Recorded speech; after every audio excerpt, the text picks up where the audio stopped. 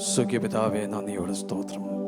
ദേശത്ത് വരുവാൻ ഇവിടെ അങ്ങയുടെ പുത്രൻ്റെ രക്തത്താൽ വീണ്ടെടുപ്പ് പ്രാപിച്ച ഈ പ്രിയ കുഞ്ഞുങ്ങളോടൊപ്പമായിരിക്കുവാൻ അവിടുന്ന് അടിയനെ സഹായിച്ചു. കർത്താവെ, അടിയൻ്റെ ജീവിത പങ്കാളിയും ഞങ്ങൾക്ക് ഒരുമിച്ച് വരുവാനിടയായി തീർന്നതിനായി നന്ദി. തുടർന്നുള്ള നിമിഷങ്ങൾ നിൻ്റെ ആത്മാവിനാൽ നയിക്കണം കർത്താവെ. എൻ്റെ മനസ്സിലുള്ളതല്ല, അവിടുത്തെ ഹിതപ്രകാരം മാത്രം സംസാരിക്കുവാൻ അവിടുന്ന് സഹായിക്കണം. ഏകാഗ്രതയോടെ ഇരിക്കാൻ സഹായിക്കണമേ. ഞങ്ങൾക്ക് വേണ്ടി കാൽവരി ക്രൂശിൽ യാഗമായി അർപ്പിക്കപ്പെട്ട കർത്താവിൻ്റെ നാമം മാത്രം ഇവിടെ മഹത്വം എടുക്കാനിടയാകണം. യേശുവിൻ നാമത്തിൽ തന്നെ. സന്തോഷമുള്ള ദൈവജനം കരമുയർത്തി ദൈവത്തെ ഒന്ന് മഹത്വപ്പെടുത്തുക. ഹല്ലേലൂയ. ദൈവനാമത്തിന് നന്ദിയോടെ സ്തുതിക്കുന്നു. ഈ ദേശത്ത് വരുവാൻ ദൈവമായി കർത്താവ് ഞങ്ങളെയും സഹായിച്ചു. വളരെ ചുരുക്കം വാക്കുകൾ ഞങ്ങൾ തന്നെ പരിചയപ്പെടുത്തുകയാണ്. എൻ്റെ പേര് ജോസ് തോമസ്. എൻ്റെ ഭാര്യ ഇവിടെയുണ്ട്, ഹേന. ഞങ്ങൾക്ക് 4 മക്കളാണുള്ളത്. ഒരാൾ അബുദാബിയിൽ അവൻ്റെ കുടുംബമായിട്ട്, ഒരാൾ ഇവിടെ പെർത്തിലുണ്ട്, മകൾ. അവളുടെ ഹസ്ബൻഡ് ഇവിടെ ആയിരിക്കുന്നു. പിന്നെ 2 താഴെ 2 പേര് ട്വിൻസാണ്. ഒരാൾ ബാംഗ്ലൂരും ഒരാൾ ദുബായിലുമായിരിക്കുന്നു. എല്ലാ മക്കളും വിവാഹം കഴിച്ചതാണ്.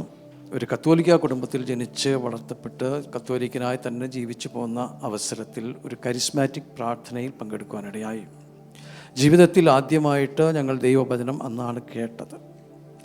തുടർന്ന് ഒരു കരിസ്മാറ്റിക് പ്രാർത്ഥനയുമായിട്ട് സഹകരിച്ച് മുന്നോട്ട് പോകുവാനിടയായിത്തീർന്നു. ദൈവവചനം തുറക്കുവാൻ കാരണമായി, ബൈബിൾ തുറക്കുവാനായിട്ട് കാരണമായി തീർന്നത് അതിനൊപ്പം മദ്യപിക്കുമായിരുന്നു. എന്നാൽ ഈ കരിസ്മാറ്റിക് ചെന്നപ്പോൾ അവർ മദ്യപിക്കരുത്, അത് ചെയ്യരുത്, ഇത് ചെയ്യരുതെന്നൊക്കെ പറഞ്ഞു. അപ്പോൾ എൻ്റെ മനസ്സിൽ കേട്ട ചില കാര്യങ്ങളൊക്കെ ഉണ്ട്. ഒന്ന്, കർത്താവ് കാനായിൽ വീഞ്ഞുണ്ടാക്കി എല്ലാവർക്കും അറിയാവുന്ന കാര്യമാണ്.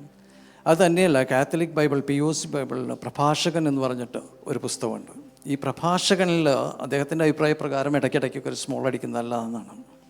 അപ്പോൾ എന്നെ, അതായത് മദ്യപിക്കരുതെന്ന് എന്നെ ഉപദേശിച്ചു പോന്ന അവരുടെ വായടയ്ക്കാൻ വേണ്ടി മദ്യപിക്കുവാനുള്ള കാരണങ്ങളെ തേടിയാണ് വേദപുസ്തകം തപ്പിയത്.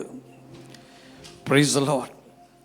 എന്നാൽ മദ്യം കിട്ടിയില്ലെങ്കിലും അതിനേക്കാൾ ലഹരി പകരുന്ന ഒരു സാധനത്തെ കിട്ടി. Price the Lord. അങ്ങനെ ദൈവവചനം പഠിക്കുവാനും തുടർന്ന് ദൈവവചനം പഠിപ്പിക്കുവാനും തുടർന്ന് അതൊരു സഭയായിട്ട് മാറുവാനും ഒക്കെ ഇടയായിത്തീർന്നു. ചാലക്കുടിയിൽ, ഞാൻ താമസിക്കുന്ന ഇരിഞ്ഞാലക്കുടയാണ്. ചാലക്കുടിയിൽ ഞങ്ങളവിടെ ഒരു എഫാത്ത ഫുൾ ഗോസ്പൽ ചർച്ച് എന്നുള്ള പേരിലൊരു ചർച്ചുണ്ട്. ചാലക്കുടി ടൗണിൽ തന്നെയാണ്. ദുബായിലാണ് അത് ആരംഭിച്ചത്. ചാലക്കുടി ഭാഗത്തു നിന്ന് ആരെങ്കിലുമൊക്കെ ഉണ്ടെങ്കിൽ, തൃശ്ശൂരിൽ നിന്നൊക്കെ ആരെങ്കിലും ഉണ്ടെങ്കിൽ, നിങ്ങളുടെ ഇതുവരെയും രക്ഷയുടെ അനുഭവത്തിലേക്ക് വരാത്തവർ കേട്ടോ, എവിടെയെങ്കിലുമൊക്കെ പോകുന്നവർ വിളിച്ചു കൊണ്ടിട്ടില്ല. ആ രക്ഷയുടെ കർത്താവിനെ കുറിച്ച് അറിയാത്തവർ ആരെങ്കിലും ഉണ്ടെങ്കിൽ അവരെയൊക്കെ കോൺടാക്ട് ചെയ്ത് കഴിഞ്ഞാൽ ഞങ്ങൾ അവർ മീറ്റ് ചെയ്യുന്നതായിരിക്കും. ഇത്രയും നിങ്ങളിപ്പോൾ എന്നെക്കുറിച്ച് അറിഞ്ഞാൽ മതി. Price the Lord. Praise the Lord. ഇനി എന്തെങ്കിലും അറിയണമെന്ന് ആഗ്രഹം ഉണ്ടെങ്കിൽ നിങ്ങൾക്ക് പരിചിതനായ സജി ബ്രദറിനോട് ചോദിച്ചാൽ മതി. അദ്ദേഹം അവിടെ വീട്ടിൽ നടന്ന കൂട്ടായ്മയിൽ വന്നിട്ടാണ് രക്ഷിക്കപ്പെട്ടത്. ആമേൻ. അത്രയും കേട്ടാൽ പോരെ? മതി. Price the Lord. നമുക്ക് ഒന്ന് ചിന്തിക്കുവാനായിട്ട് ഒരു വാക്യമെടുക്കാം. ദൈവവചനം ഫിലിപ്പിയർ 4:6.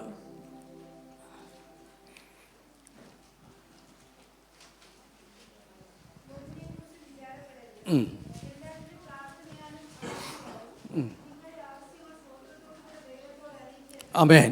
ഇവിടെ വന്ന തിരുവചനം സംസാരിക്കണം എന്ന് പറഞ്ഞപ്പോൾ ഞാൻ പ്രാർത്ഥിച്ചു. ദൈവം നൽകിയ ഒരാലോചനയാണിത്. ഈ ആലോചന കിട്ടിയപ്പോൾ ഞാൻ I was not fully willing to accept it.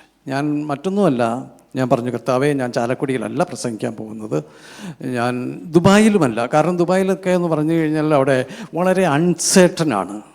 ഒരു ദിവസം ജോലിക്ക് വന്ന് പിറ്റേ ദിവസം ചെല്ലണ്ടെന്ന് പറഞ്ഞു. ഞാൻ തിരിച്ച് നാട്ടിലേക്ക് പോകാൻ അവിടെ നിൽക്കാനും കൂടി പറ്റില്ല. ഞാൻ പറഞ്ഞു, I'm going to Perth. I'm going to preach in Perth. Perth എന്ന് പറഞ്ഞു കഴിഞ്ഞാൽ ഇവിടെ എല്ലാ സോഷ്യൽ സെക്യൂരിറ്റിയും എല്ലാം ഉണ്ട്. ആർക്കും ആരെയും പുറത്ത് പെട്ടെന്ന് ഇറക്കി വിടാനൊന്നും പറ്റില്ല. അതുകൊണ്ട് അവിടെയുള്ള ആളുകൾക്ക് പറ്റിയൊരു വചനം തരാൻ പറഞ്ഞു. പക്ഷേ എനിക്ക് ആൻസറൊന്നും കിട്ടിയില്ല.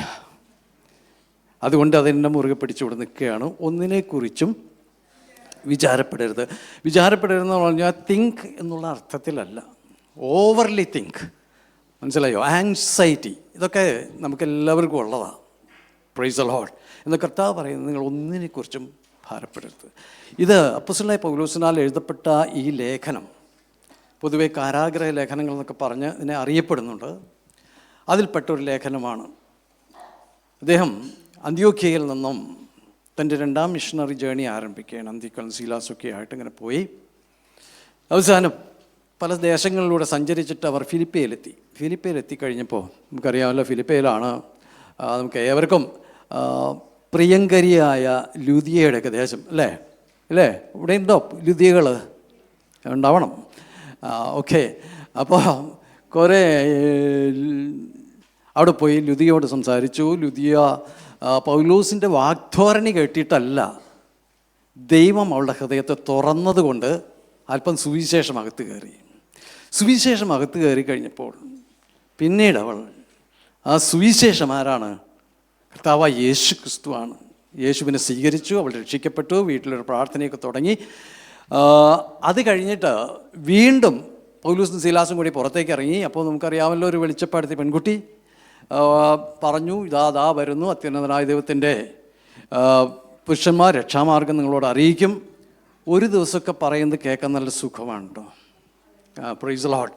ഞാനിപ്പോൾ ഇന്ന് വന്നു, എന്നോട് കുറിച്ച് ഒരു ദൈവദാസൻ വന്നിട്ടുണ്ടെന്ന് പറഞ്ഞു. Well and fine. നാളെയും മറ്റന്നാളും അപ്പുറത്തെ ദിവസവും ഇതൊക്കെ പറയാൻ പോയി കഴിഞ്ഞാലുണ്ടല്ലോ വളരെ ബോറാ. പൗലൂസിനത് തോന്നിയ പല നാളും അവളിങ്ങനെ പറഞ്ഞു പോന്നു. പൗലൂസ് എന്ത് ചെയ്തു? പൗലൂസിന് മുഷിഞ്ഞു എന്ന് പറയുന്നത്. വേഗം അവളുടെ ഉള്ളിലുണ്ടായിരുന്ന ആ ഭൂതത്തെ പിടിച്ച് പുറത്താക്കി. അവൾ അതുവരെയും വെളിച്ചപ്പെടൽ നടത്തിക്കൊണ്ട് ലാഭം ഉണ്ടാക്കിക്കൊണ്ടിരുന്ന ആ ലാഭമൊക്കെ നിന്നു. തങ്ങളുടെ വരുമാന മാർഗം നിന്നു കഴിഞ്ഞു അറിഞ്ഞപ്പോൾ അവളുടെ യജമാനന്മാർ ഇവരെ പിടിച്ച് ജയിലിലാക്കി. ഫിലിപ്പിയ ജയിലെന്ന് പറഞ്ഞാൽ വളരെ നൊട്ടോറിയസ് ആണ്.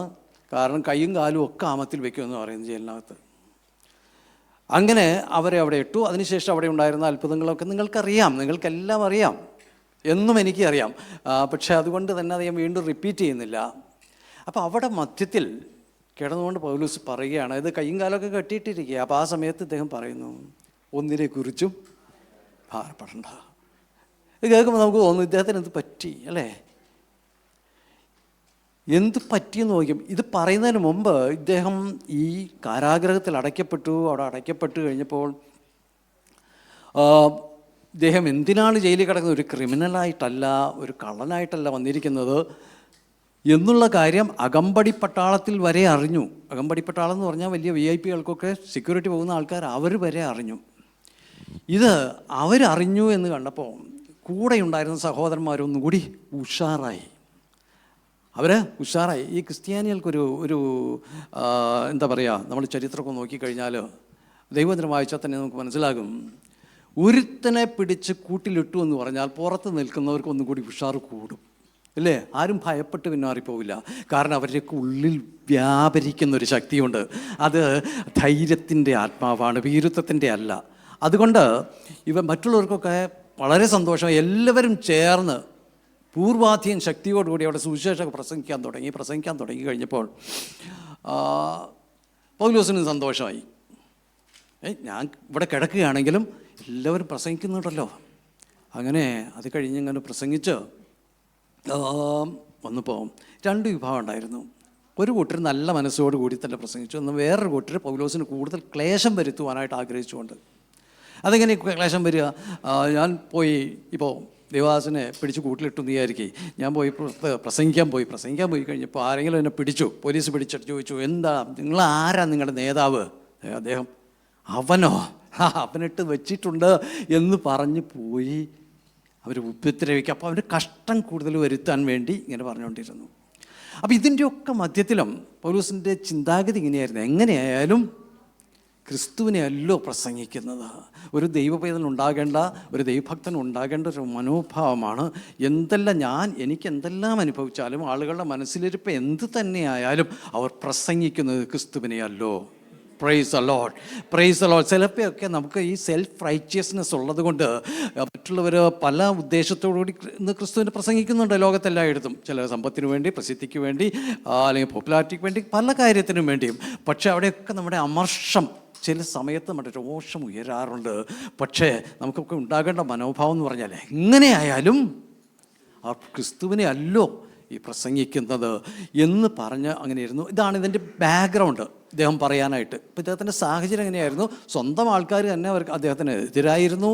എന്നാൽ ഇതിൻ്റെ എല്ലാം മധ്യത്തിലിരുന്നു കൊണ്ട് പ്രൈസ് ദി ലോർഡ് ഇദ്ദേഹം പറയുകയാണ്, ഒന്നിനെക്കുറിച്ചും ഭാരപ്പെടരുത്, ഒന്നിനെക്കുറിച്ചും ഭാരപ്പെടരുത്. നമ്മുടെ ജീവിതത്തിലും ധാരാളം ഭാരങ്ങളുണ്ട് അല്ലേ? Price the Lord. ഇന്ന് ഒരു തരത്തിൽ പറഞ്ഞു കഴിഞ്ഞിട്ടുണ്ടെങ്കിൽ ഏറ്റവും അധികം ഭാരമുള്ള ദൈവമക്കൾക്കാണ് എന്ന് പറഞ്ഞിട്ടുണ്ടെങ്കിൽ നിങ്ങൾ ആരെയും ഫിസിക്കൽ സൈഡൊന്നും നോക്കണ്ട. ഞാൻ ആ അർത്ഥത്തിലല്ല പറഞ്ഞത്. കാരണം ഈ ഭാരം എന്നുള്ള വാക്ക് കൂടുതലായിട്ട് ഉപയോഗിക്കുന്നവരാ നമ്മളാ ഭയങ്കര ഭാരം. എന്താ പറയാ? സാധാരണ ആൾക്കാരാണ് ഈ പറഞ്ഞ് നമുക്കൊരു സുഖമില്ല എന്ന് പറയും. നമ്മളങ്ങനെയല്ല പറയും. നമ്മൾ പറയും ഭയങ്കര ഭാരമാണ്. എവിടെയാ ഭാരം? എല്ലായിടത്തും ഭാരമുണ്ട്. Price the Lord. അപ്പം അങ്ങനെയുള്ള സമയത്ത് ഇവിടെ പറയുകയാണ്, നിങ്ങൾ ഭാരപ്പെടരുത്, നിങ്ങൾ വിചാരപ്പെടരുത്.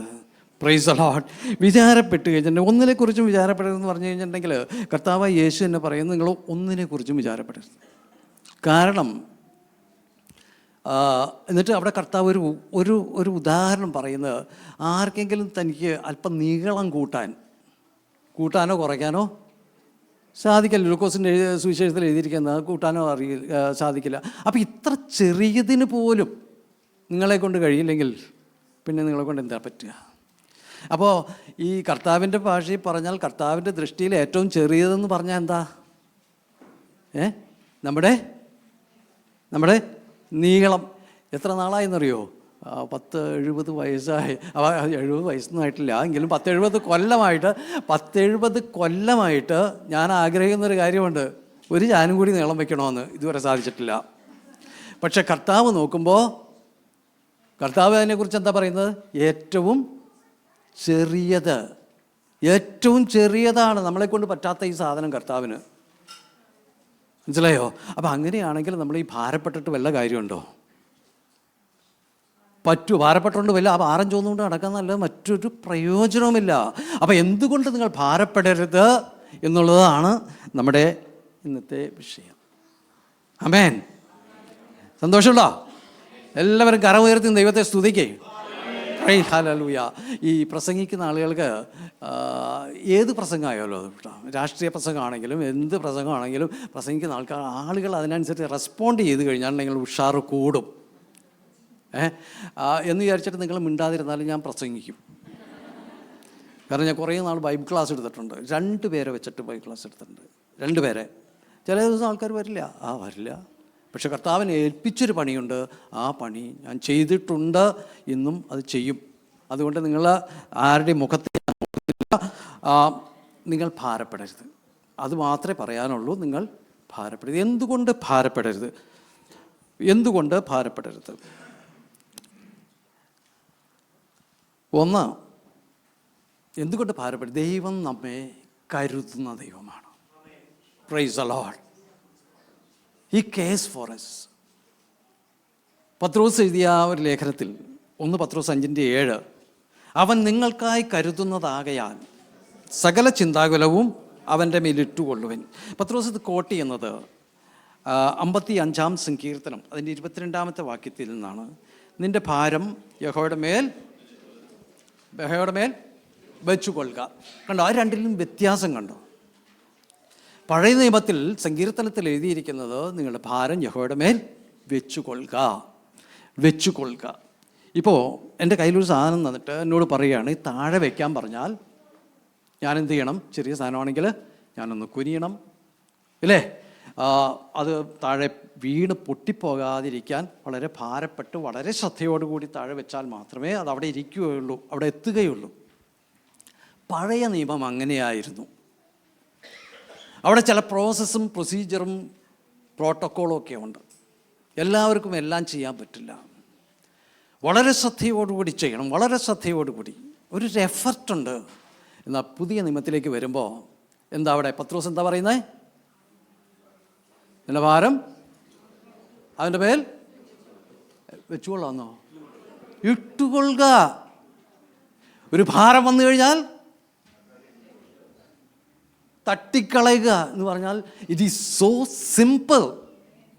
കാരണം നമ്മെ കരുതുന്ന, നമ്മെ എടുത്തുകൊണ്ട് നടക്കുന്ന, പ്രൈസ് ദി ലോർഡ്, ഒരുവനുണ്ട്. He will take care of us.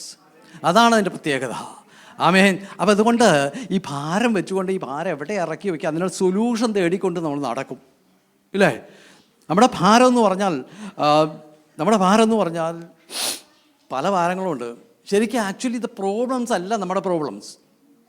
ഇപ്പോൾ രോഗമല്ല നമ്മുടെ പ്രോബ്ലം, അല്ലെങ്കിൽ സാമ്പത്തികമായ കടഭാരങ്ങളല്ല നമ്മുടെ പ്രോബ്ലം. നിങ്ങളൊന്ന് ശരിക്കും അനലൈസ് ചെയ്ത് കഴിഞ്ഞാൽ മനസ്സിലാകും അതെങ്ങനെ സോൾവ് ചെയ്യാം എന്നുള്ളതാണ് നമ്മുടെ പ്രോബ്ലം.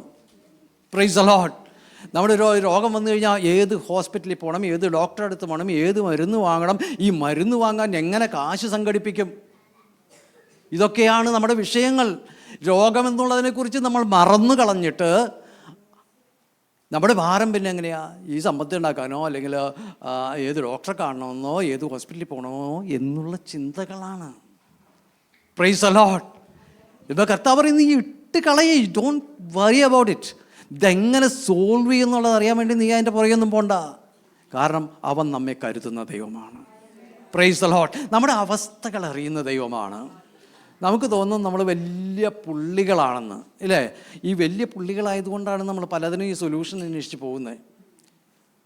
എന്നാൽ കർത്താവിന് നമ്മുടെ പ്രകൃതം അറിയാം. അത് ആദ്യം മനസ്സിലാക്കുക.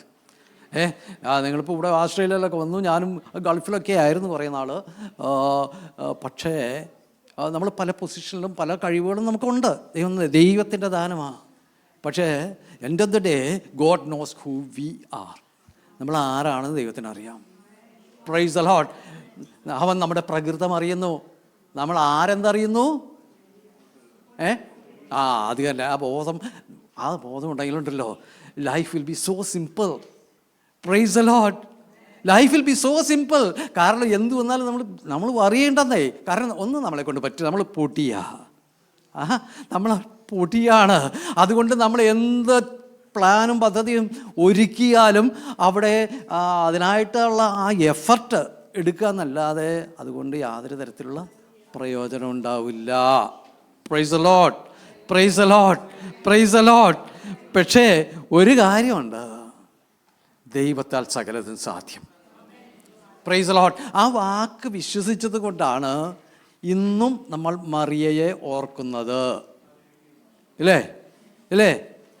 മറിയ ദൂതം വന്ന് പറഞ്ഞു, അവൾക്ക് സംശയങ്ങളൊക്കെ ഉണ്ടായിരുന്നു, അതൊക്കെ മാറിക്കഴിഞ്ഞപ്പോൾ പറഞ്ഞു, ദൂതൻ അവളോട് പറഞ്ഞൊരു കാര്യമാണ്, ദൈവത്താൽ സകലം സാധ്യം. You don't worry. ഇതെങ്ങനെ സംഭവിക്കുന്നു? You don't worry, everything is possible with God. അപ്പോൾ ദൈവത്താൽ സകലതും സാധ്യം. Praise the Lord. ദൈവത്താൽ സകലം സാധ്യം. അതുകൊണ്ട് ദൈവത്തിൻ്റെ വാക്ക് കേൾക്കുമ്പോൾ തിരിച്ചൊന്നും ചോദിക്കാൻ പോണ്ട. പത്രോസ് വളരെ എക്സ്പീരിയൻസ്ഡ് ഫിഷർമാനാണ്. പക്ഷെ അദ്ദേഹത്തോട് പറഞ്ഞു, നീ ആഴത്തിലേക്ക് കയറ്റി ഒന്നും കൂടി വലയിടുക പറഞ്ഞപ്പോൾ പത്രോസ് ഒരു കാര്യം പറഞ്ഞു. എന്ത് പറഞ്ഞു? നിൻ്റെ വാക്കിന് ഞാൻ ചെയ്യാം. നിൻ്റെ വാക്കിന്, അവൻ്റെ വാക്കുകളാണെന്ന് നമ്മുടെ കൈ കിട്ടിയിരിക്കുന്നത്. Price the Lord. Praise the Lord. അപ്പം നമ്മൾ ഈ സൊല്യൂഷനൊക്കെ അന്വേഷിച്ച് പ്രോബ്ലം സോൾവ് ചെയ്യാനായിട്ട് നടന്നു കഴിഞ്ഞാൽ ജീവിതാവസാനം വരെ ഇങ്ങനെ ഉഴന്ന് നടക്കുന്നവരാകും. എന്നാൽ ദൈവത്തിൽ ആശ്രയിക്കുന്ന ഒരു ദൈവ പൈതൽ അവൻ സമാധാനത്തോടെ കിടന്നുറങ്ങും. Price the Lord. Praise the Lord എന്ന് വിചാരിച്ചിട്ട് നമ്മുടെ പ്രശ്നങ്ങളൊക്കെ മാറിയെന്നാണ്? ഒരിക്കലും അല്ല. ജീവിതത്തിൽ ചാവണ വരെയും ഉണ്ടാവും പ്രശ്നം. ഒന്നല്ലെങ്കിൽ പുതിയ പ്രശ്നം വരും.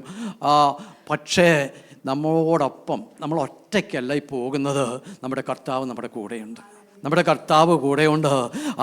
ഇതറിയാവുന്ന സങ്കീർത്തനകാരൻ പറയുകയാണെങ്കിൽ, കൂരിരു താഴ്വരയിലൂടെ കടന്നു പോയാലും ഞാൻ ഒരനർത്ഥവും ഭയപ്പെടുകയില്ല, കാരണം നീ എന്നോട് കൂടെയുണ്ട്. ഇന്ന് വിശ്വാസമുള്ള ദൈവമക്കൾ പറയുമോ, എൻ്റെ കർത്താവ് എന്നോട് കൂടെയുണ്ട്. Praise the Lord. Praise the Lord. 2, നിങ്ങൾ ഭാരപ്പെടണ്ട. 1, നമ്മുടെ ബലഹീനതയിൽ നമുക്ക് തുണ നിൽക്കുന്നൊരു കർത്താവുണ്ട്.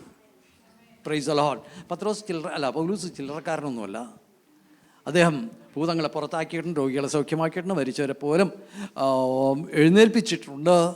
അങ്ങനെ നിരവധി കഴിവുകളുള്ള, കൃപാവരങ്ങളുള്ള, ആമേൻ സ്തോത്രം, 3-ാം സ്വർഗത്തോളം പോയിട്ടുള്ള, മനുഷ്യർക്ക് ഉച്ചരിക്കുവാൻ കഴിയാത്ത വിധത്തിലുള്ള വാക്കുകൾ കേട്ടവനാണ്.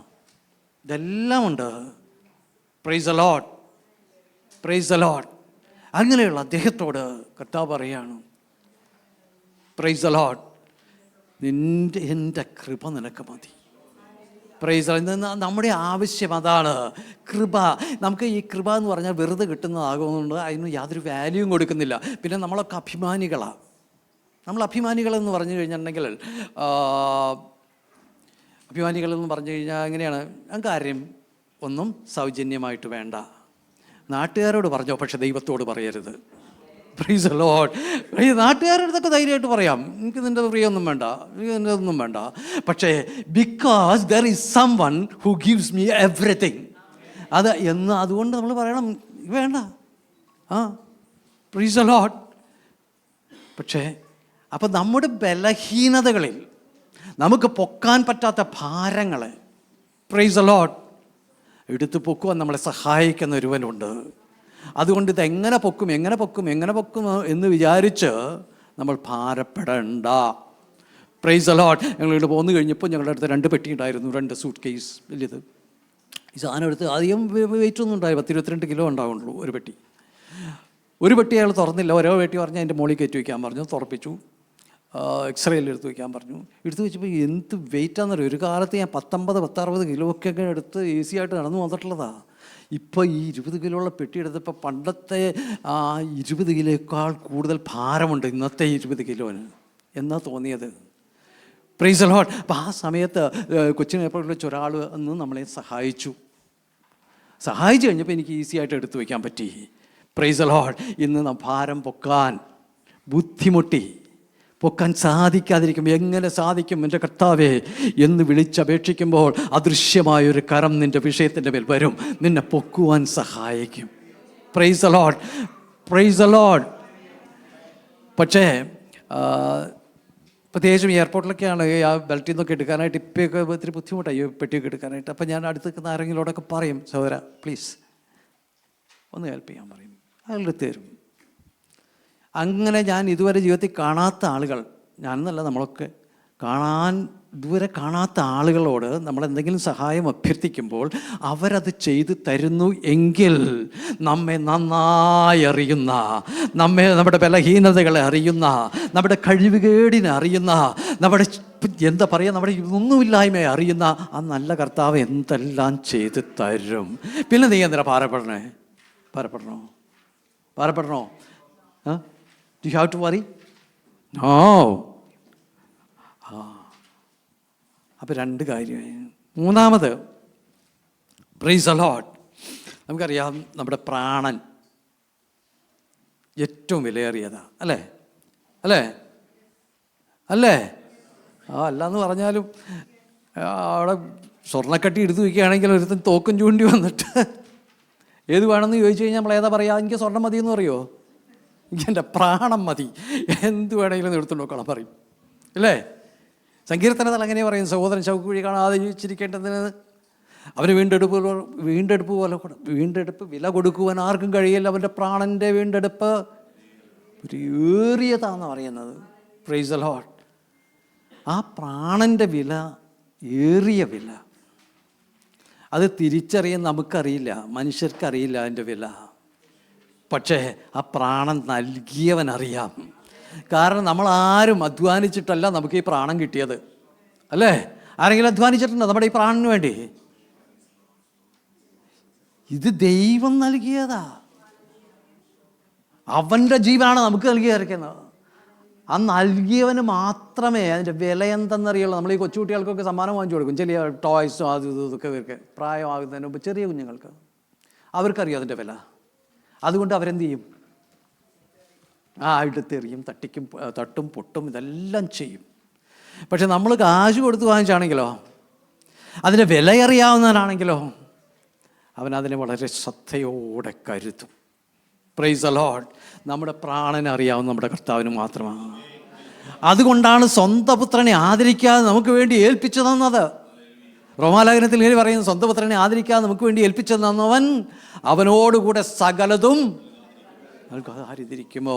അപ്പോൾ വീണ്ടെടുപ്പ് പ്രാപിച്ച ദൈവമക്കൾ ഇങ്ങനെ മനസ്സിലാക്കണം, എൻ്റെ പ്രാണനെ വീണ്ടെടുത്തവനുണ്ട്. അവൻ ആ പ്രാണനെ വീണ്ടെടുക്കുവാൻ കൊടുത്ത വില എന്ന് പറയുന്നത് സ്വന്തം പുത്രൻ്റെ പ്രാണനെയാണ്. Praise the Lord. Praise the Lord. ഒരു തരത്തിൽ പറഞ്ഞ കർത്താവ് യേശു ക്രിസ്തുവിനേക്കാൾ വലിയ വില എനിക്കും നിനക്കും ദൈവസന്നിധിയിൽ ദൈവം കണ്ടു.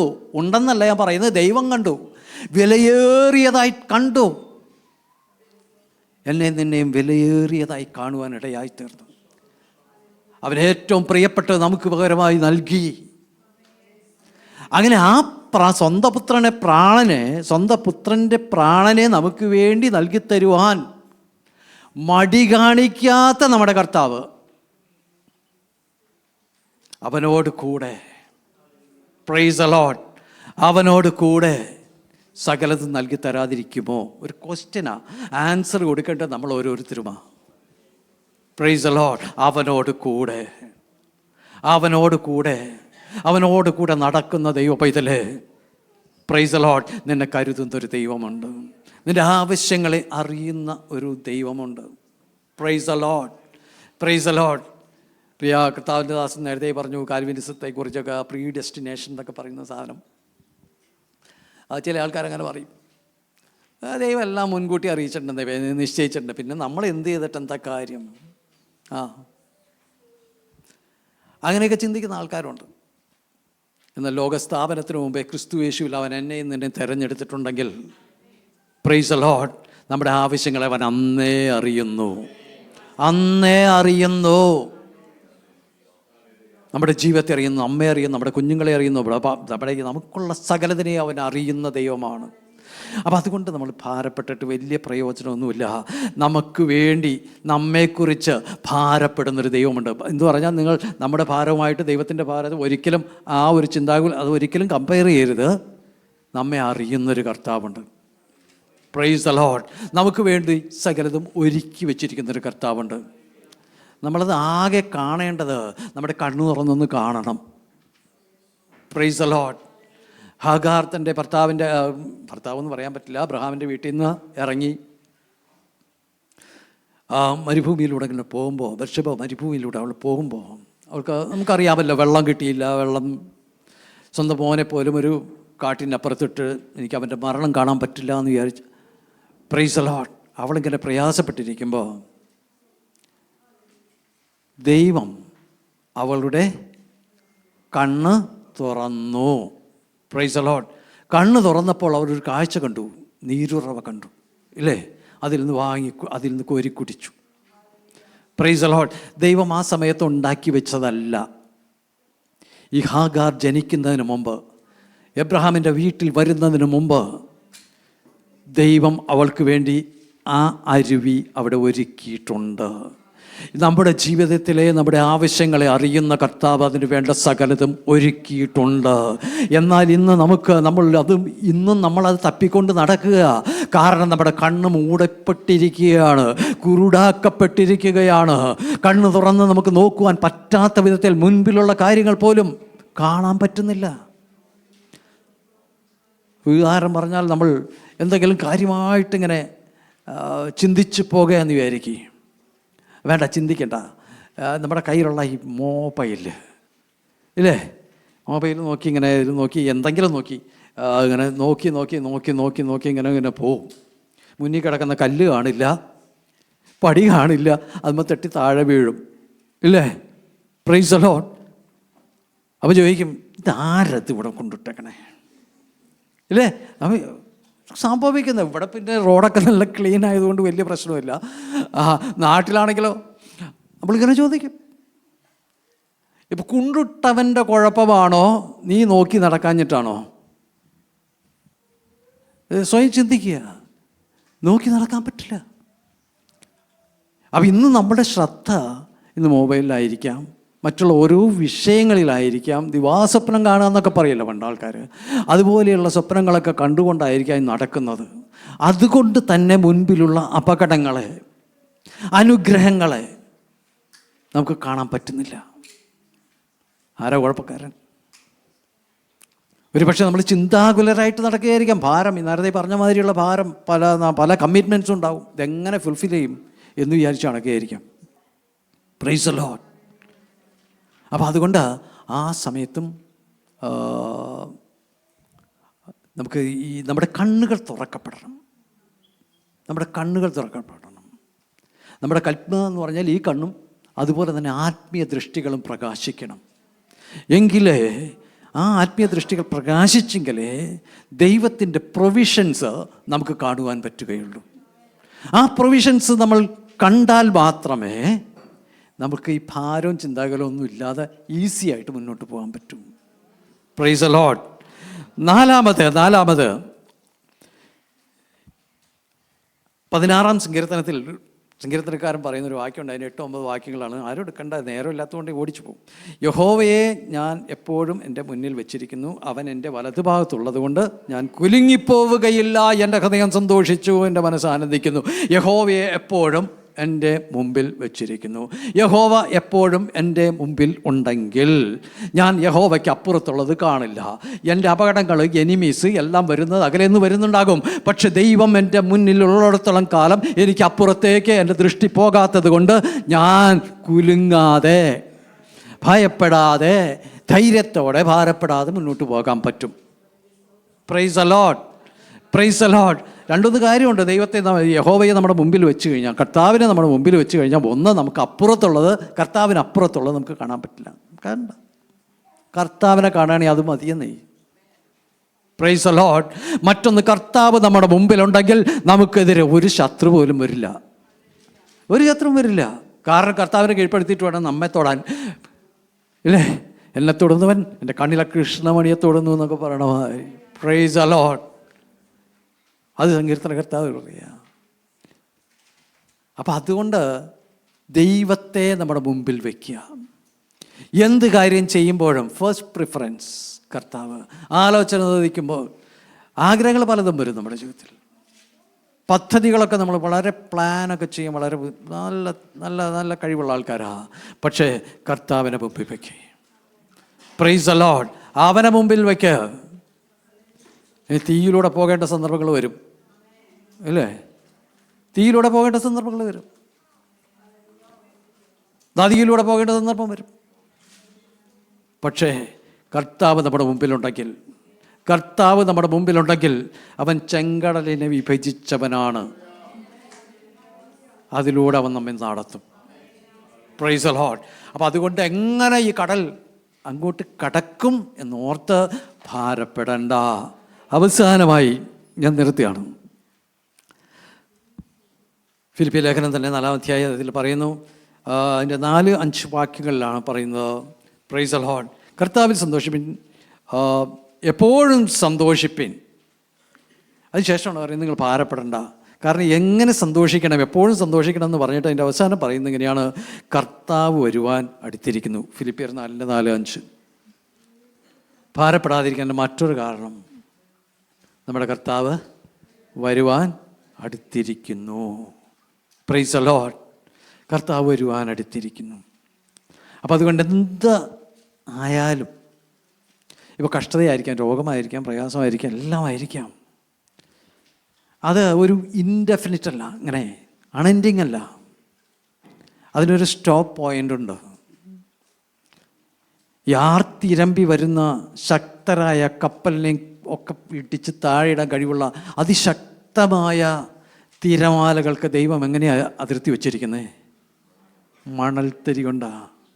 മണൽത്തരി കൊണ്ടെന്ന് പറഞ്ഞാൽ നമ്മൾ കൈകൊണ്ട് കോരിയെടുക്കാൻ പറ്റുന്ന, അല്പം വെള്ളമൊഴിച്ച് ഒഴുകിപ്പോകുന്ന മണൽത്തരി കൊണ്ടാണ് അവൻ അതിർത്തി വച്ചിരിക്കുന്നത്.